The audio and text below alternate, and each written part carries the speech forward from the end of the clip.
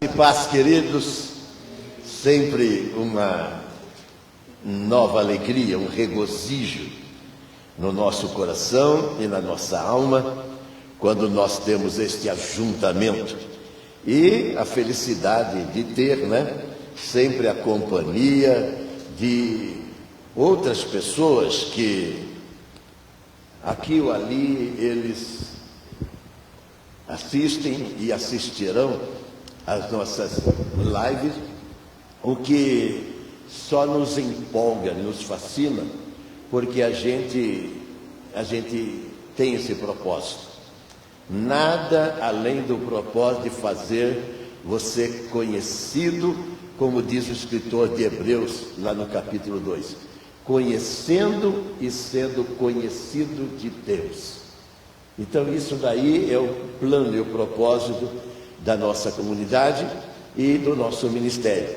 E eu quero então cumprimentar a todos que estão conosco na noite desse dia, e se for pela live nossa, de manhã ou de tarde, sabe-se lá que hora que vai ser visto, essa nossa mensagem, sermão. O terceiro capítulo, o terceiro livro do evangelista João, no único capítulo, ele diz no versículo 2, amado. Eu gosto do tratamento que um pastor, no caso aqui o João, discípulo amado, ele aplica àqueles que o ouviam.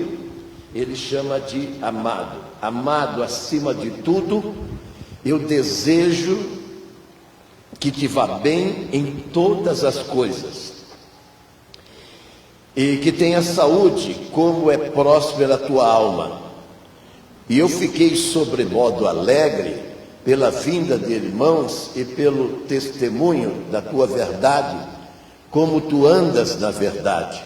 Não tenho maior alegria do que esta, a de ouvir que os meus filhos andam na verdade. Oremos. Eterno, santo e poderoso Pai, aqui está o texto para compor na reflexão que nós temos aqui de Ti nesta noite. E eu coloquei como título Superando toda a Adversidade, que é o quadro, o relato de toda a história, de todo homem que já pisou nesta terra e os que ainda irão vir, Senhor. Eles terão essas adversidades toda, e o Senhor nos mostra nesta noite o segredo de superação. Obrigado por tudo, Pai. Fala conosco, e que o que for impedir ou atrapalhar esta nossa reunião e também a audição que teremos fora do nosso espaço, eu repreendo em nome de Jesus. Amém. Então eu coloquei como título para essa mensagem, Superando toda a adversidade. Nós não somos muito nós gostamos muito da facilidade. Nós gostamos muito dos acontecimentos que se dá em nós, em nossa vida, quando elas estão vindo de vento em popa, quando elas vêm com as facilidades. Mas quando começa a soprar, como soprou no mar da Galileia contra os barcos, ou o barco que Jesus falou para os discípulos atravessarem por outro lado, aí o medo da morte, o medo do estranho, do oculto, é trabalhoso, e ele é assustador mesmo. Mas no nosso caso, nós nos vangloriamos, e se tem alguém que pode fazer isso com propriedade, somos nós. Nós nos vangloriamos no Senhor, de que nada vai passar despercebido aos olhos, como Paulo diz, daquele que nós temos que tratar com ele. Não só Paulo, como escritor de Hebreus, que alguns dizem que foi Paulo também que construiu, lá no capítulo 4, dizer: Senhor. Eu sei que realmente as pessoas que não são afetas a ouvir, a estudar e se ater na palavra de Deus, eles têm uma certa dificuldade de entender realmente a teologia dos céus. Nós vamos ter que tratar com Deus, mas enquanto não tratamos com Ele, nós temos que tratar com a nossa vida aqui na terra. E você veja bem que o tratamento que o João vai dar à igreja é de amado, porque ele está usando o quê? Um sinônimo da fala de Deus. Deus é amor. Então esse Deus que ama, e quando você ama, você, como o próprio Jeremias diz, né, no capítulo 11, 29 de Jeremias, diz: eu sei o pensamento de bem que eu tenho para vós. Deus tem um coração dele jorrando, derramando-se amor em direção à nossa vida. E ele quer tratar-nos com este amor, mas ele precisa de espaço para ele manifestar esse amor, né? Não pode ser um amor egoísta, né? Um amor que seja de uma mão só, de uma via só. O amor, para ser completo, ele precisa ser de duas mãos, vai e vem. Assim como no relacionamento que nós temos, no matrimônio marital. Então precisa ser essa via de duas mãos. E eu digo que é fascinante você ter, e eu tenho há mais de 50 anos, alguém para você dizer que ama, e depois sair esses rebentos que eu tenho também com bastante volume, né, que são nossos filhos. Então você saber que você projetou esse amor e elas são impactadas por esse amor. Elas são, porque o amor, ele não pode ser ignorado. O amor é visto e sentido, é visto em atitude, em palavra, em ação, em gestos. O amor é assim. E esse Deus, por ele fazer tudo bom, como está no Gênesis, é sinônimo de que ele nos ama com o potencial dele.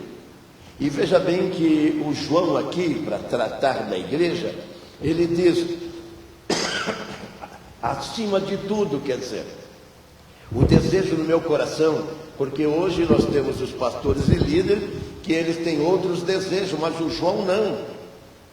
O João, e quando você ama é assim, quando você ama, você quer ver o favor, o bem, você quer ver a ascensão, o progresso, você quer ver a vitória daquela pessoa. A maioria das pessoas, quando você, veja bem, eu estou falando com pessoas agora que não são do nosso círculo, e você sabe que até no nosso círculo, né, no ambiente de trabalho, no colégio, no dia, na vizinhança, na própria família, disputa. Se tem uma coisa que aborrece aquelas pessoas que estão perto de você, é o seu sucesso.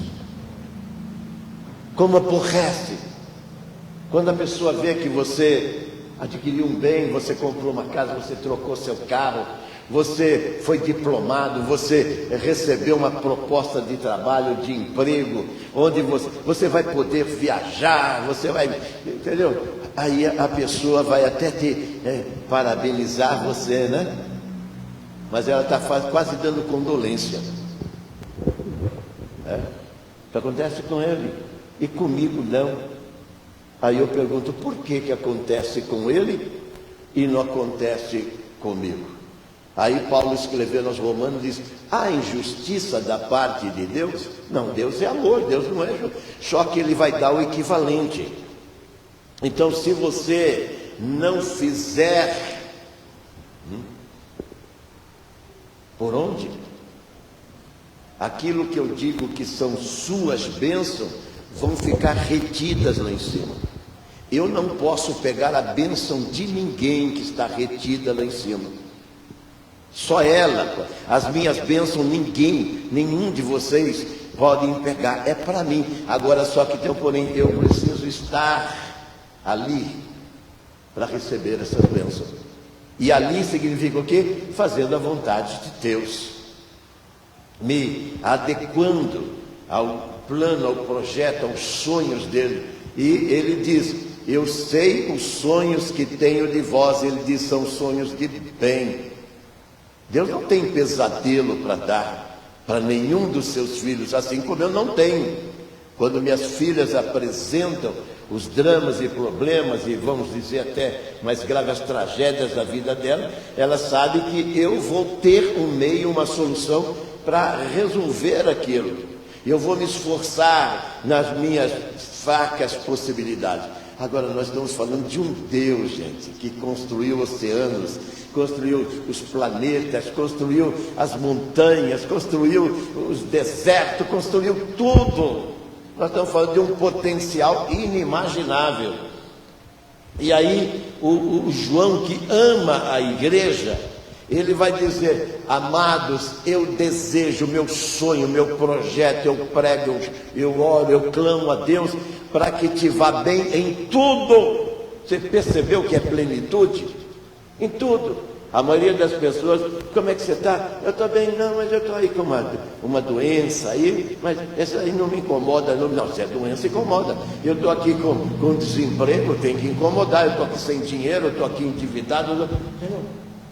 A maioria das pessoas que eu converso, elas estão nesse estado. É raro encontrar uma pessoa que ela fala: ô pastor, eu estou vivendo a graça do Senhor numa dimensão que é toda a generosidade dos céus. É como abrisse os céus e como ele fez no deserto, derramando manacas. Ele está derramando as bênçãos do alto sobre a minha vida. Então, eu não tenho que pedir mais nada.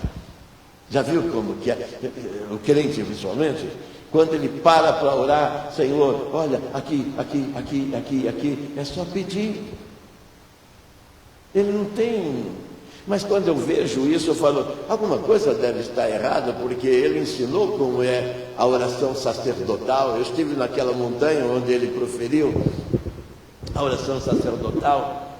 Entendeu? Então, não há motivos para você exaltar o Senhor. Santificado seja o teu nome. Tu és santo, maravilhoso, como nós cantamos aqui. Maravilhoso, está lá em Isaías 11. Conselheiro, Deus Pai da eternidade, príncipe da paz. E você então entrar, por esse caminho que é de reconhecer Ele, como diz a Bíblia, em todos os seus caminhos. Tudo aquilo que você vive. E o apóstolo aqui, ele vai dizer: a sua alma é próspera. E eu quero que tudo que diz respeito a você seja assim. Foi sempre assim? Não, quando ele está pregando não estava assim. Tanto é que Israel, como está vivendo agora, olha como Israel está. A guerra que está nessa escala vertiginosa, numa crescente, cada dia mais nações, sempre árabes, elas estão se voltando contra Israel e estão jogando suas bombas ali. O Jeremias, lá no capítulo 8, 20, ele diz: passou a cega, findou o verão e nós não estamos salvos. Existe uma fala mais deprimente do que essa do Jeremias. Significa que você trabalhou e não teve resultado. Você constituiu uma família, de repente você está jogado na sarjeta, a mulher já te abandonou, o marido já te abandonou, os filhos te abandonaram e você ficou sozinho na solidão, vivendo o estado depressivo que o mundo está vivendo, com os traumas e as doenças traumáticas que... essa semana ainda falei com uma pessoa e ela tentou o suicídio. E depois ela disse: eu me lembro das suas palavras, pastor. E eu fiquei pensando: por quê? Mas é só uma pessoa?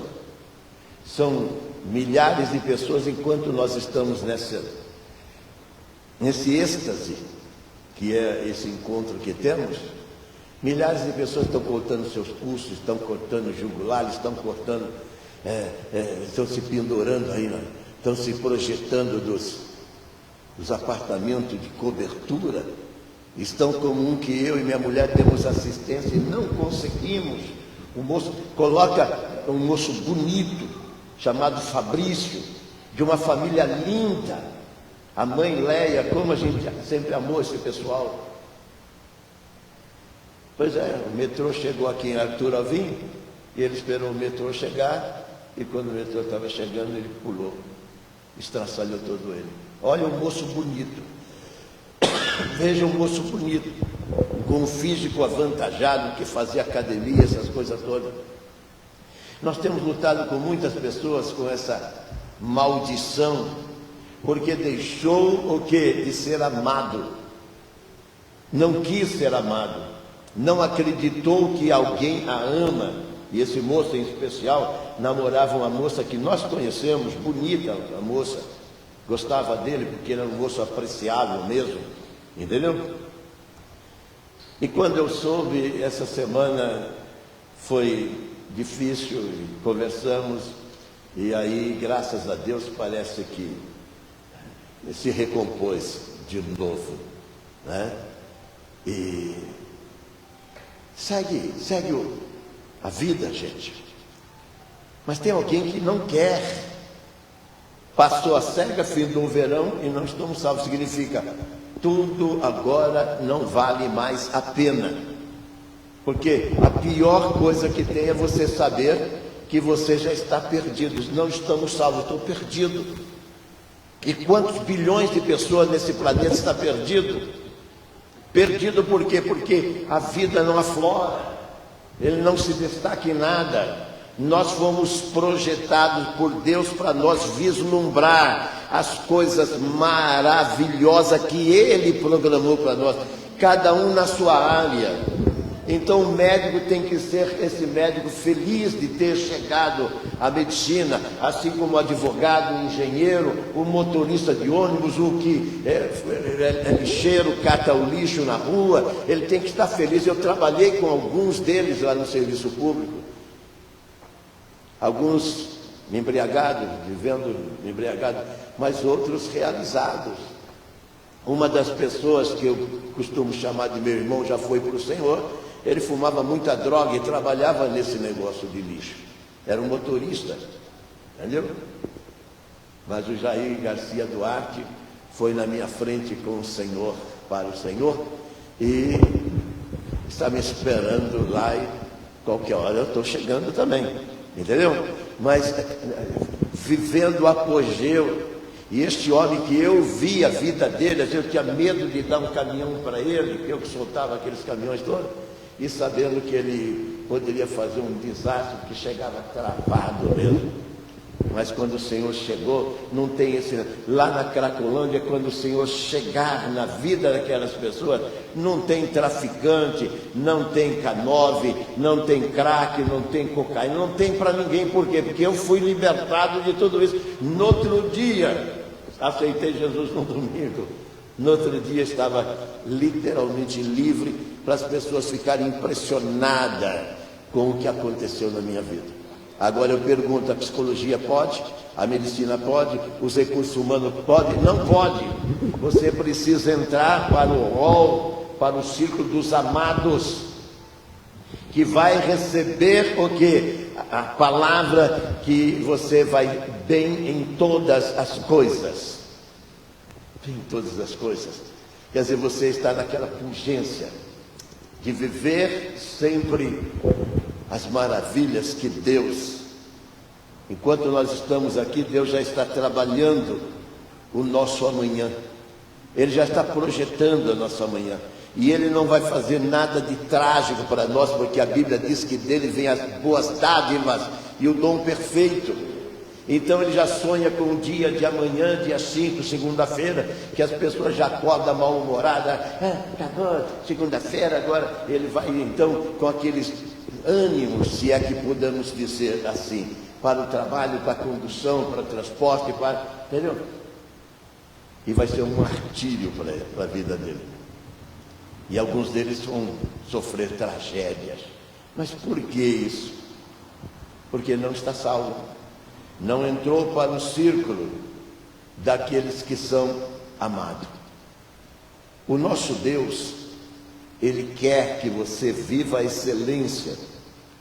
Mas para você viver a excelência dele, você tem que falar como Davi. O Davi vai dizer, Salmo 119:11, ele diz: escondi a tua palavra no meu coração, eu guardei a tua palavra no meu coração. Não é você ter uma Bíblia para colocar exposta no móvel, na sua sala, no quarto, na sua casa. Não, é trazer, como a Bíblia diz, no coração. Eu quero encher a minha alma com os conselhos de Deus. E aí não tem inferno nenhum para destruir aquilo que é sonho de Deus, senão ele seria maior do que... Mas ele já foi vencido na cruz do Calvário. Rei dos reis e Senhor dos senhores. Então os projetos nefastos e peçonhentos do diabo, que é destrutivo em todos os sentidos para a vida de qualquer ser humano nessa terra, ele é desfeito. Ele diz: desfaço os vossos pecados como a nuvem, mesmo que ele seja como escarlata, eu os faço branco como a branca lã. Ninguém tem esse poder. Ah, mas o cara é dependente, o cara é viciado. Eu fui ovelha negra. Mas quando o Senhor então me chamou para o rebanho dele, ele coloriu a minha vida e tirou, todo o black da minha vida e colocou a luz, porque ele é luz. Iluminou o quadro da minha vida, do meu viver, e ele quer fazer isso com todos, mas você tem que se aplicar a escutar. É impossível se você não ouvir. O grande problema é que o próprio Jesus, lá no capítulo 13, 15 de Mateus, diz assim: esse povo fecha os ouvidos e tapa seus olhos, e eu não os posso curar. E aquilo que ele diz em Jeremias: sonhos são bons para você, ele não pode fazer. Você veja bem o poder que ele tem de fazer qualquer coisa que você imaginar. Ele não pode fazer se você não quiser. Por quê? Porque ele deu a você autoridade. Ele não queria fazer você como as demais outras criaturas que ele fez, porque ele fez você para dominar. Quando você é dominado por qualquer outra coisa, então você está fora do cronograma, do projeto, do sonho de Deus. Que ele não fez para você ser dominado. A mulher hoje feminista lá, ela faz porque eu não quero ser dominado. A minha mulher nunca foi dominada por mim, porque ela sempre foi companheira, auxiliadora, diz a Bíblia Sagrada. Assim é a mulher cristã. Agora vai falar para aquelas, entendeu, marrentas que estão lá fora, e depois você pergunta: você está feliz, queridinha? Ela, para estar feliz, ela precisa ficar pondo os botox dela para tudo quanto é lado. Eu não sou contra isso, entendeu? Ela precisa ir nessas clínicas e de repente ela sai vitimada. Quantas pessoas não queriam ter até o corpo que elas têm antes de fazer a cirurgia? Mas daí vai lá porque acha que tem 1 milímetro a mais ou a menos, e aí vira notícias. Mas por quê? Porque lá dentro delas, elas não estão realizadas. Quando as pessoas falam, eu falo: eu estou pleno, eu estou realizado, eu estou feliz. Não tem o que eu queira a não ser adorar a Deus. Agora eu pergunto: eu fui acordado 3 horas da manhã. Me pergunte o que eu fui fazer às 3 horas da manhã, porque fui atacado de uma tosse e fiquei tossindo, fui pôr o álcool na minha garganta, fui tomar mel, essas coisas. Já abri meu computador e já comecei a compor a mensagem nesta noite. Isso é das 3 horas. Agora o cara que ele não tem Deus, às 3 horas, ele vai pegar um tubo daquele tamanho de gin, de conhaque, de malte ou de cachaça, ou vai assim, entender, um baseado desse tamanho, ou vai encher uma carreira de cocaína e vai cheirar, porque ele não tem paz com ele. Então aí, quando veio o sono, eu fui me deitar de novo com a minha mulher. mas fiquei umas quase 3 horas ali, meditando nas coisas do Senhor e dizendo: Senhor, o Senhor sabe que as pessoas que vão estar ali e as que não vão estar ali, elas vão precisar do Senhor. Elas vão precisar que o Senhor, como a igreja precisava, fale para elas que elas são amadas, que elas são queridas, que elas são preciosas. O diabo, ele descompostura a pessoa e faz ela: você não presta para nada, você não vale para nada. Entendeu? Aí a pessoa começa a acreditar nisso. Quando elas vêm jogar isso, peraí, não, você está enganado, redondamente enganado, porque eu fui criado por um Deus. Eu não nasci aí, entendeu, alienado das coisas. Eu não nasci de chocadeira. Eu fui programado, sonhado. Deus sonhou comigo. Deus sonhou com todos que estão aqui, com esses que estão nos ouvindo. E o sonho dele é maior, como diz o livro de Isaías, é maior do que qualquer um sonhador. Não tem ninguém que possa sonhar esses sonhos de Deus para a própria vida. Agora imagine o estágio que Deus quer te elevar, aonde Ele quer colocar você. Ele quer colocar você no pódio, como campeão. Está tendo a Olimpíada lá, todos eles estão se esforçando para subir no pódio, para pegar lugares, trazer uma coroa, uma medalha, ou coisa nesse sentido. A vida é assim, e em Deus nós somos assim. Paulo, o que vai dizer? Eu vou indo embora agora, lá no capítulo 4 de Timóteo, ele diz assim: eu vou buscar a minha coroa, que o justo juiz me dará naquele dia. Será que ele só tem coroa para o Paulo? Não, ele tem para cada um de nós.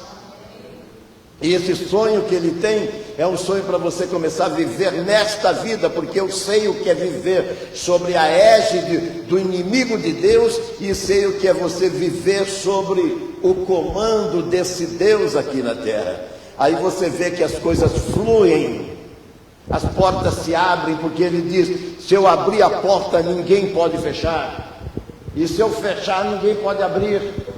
Eu quero me relacionar com alguém poderoso como esse. E eu que já trabalhei na política, acreditei nesses, não vou usar aqui o adjetivo que eles são, entendeu? Mas o que eles fizeram em 500 anos pelo Brasil? Me diga. Em 500 anos, não estou falando desses 2 últimos, não. O que eles fizeram todos? E eles não foram felizes e fizeram a infelicidade de uma nação. Tudo por quê? Porque omitiram a figura deste personagem aqui, chama-se Jeová Deus. E quando você isola da sua vida o dono desse livro aqui, que é Deus, então você está fadado realmente a outro escrutínio.